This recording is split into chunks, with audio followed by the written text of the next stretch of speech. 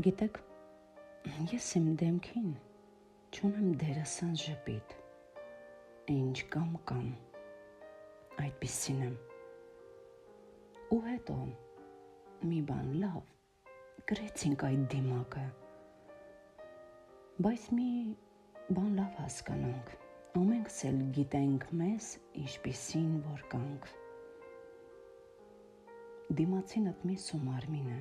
նա հասկանում է քո տեսակը, ես գիտեմ իմ չափը, դու գիտես քո չափը, եսի տեսակը, ճանաչելիության գագաթնակետը։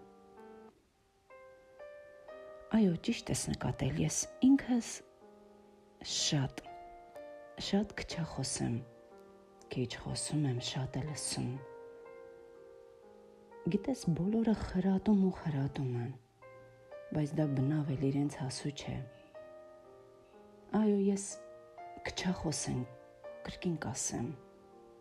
լուր տանում և դասավորում եմ մարդկանց տեսակները։ Ես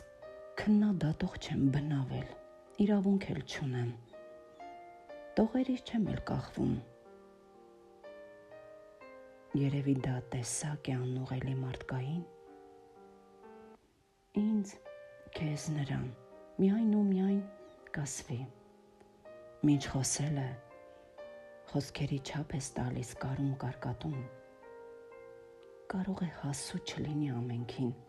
քոնը, քիչ խոսիր, շատը լսիր։ Դա քեզ պետք կգա։ Ես միշտ վիճում եմ բթամատիս հետ։ Շատ հետաքրքիր դիտողություն։ Երևի ձեր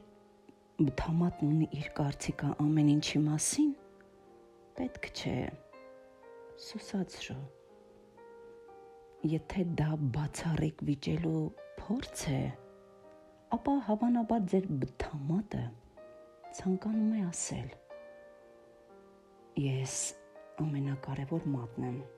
առանց ինձ չես կարող բռնել, բռունց կանել կամ նույնիսկ լավ նշան ու ակնարկ անել։ Իսկ եթե դա փոխաբերական է, ապա գուցե նկատի ունեք, որ միշտ ինքներդ ձեզ հետ վիճում եք, ինքներդ ձեզ հետ վիճեք, անվնաս է։ Ունեք ներքին հակասություններ, հակասեք ինքներդ ձեզ հետ։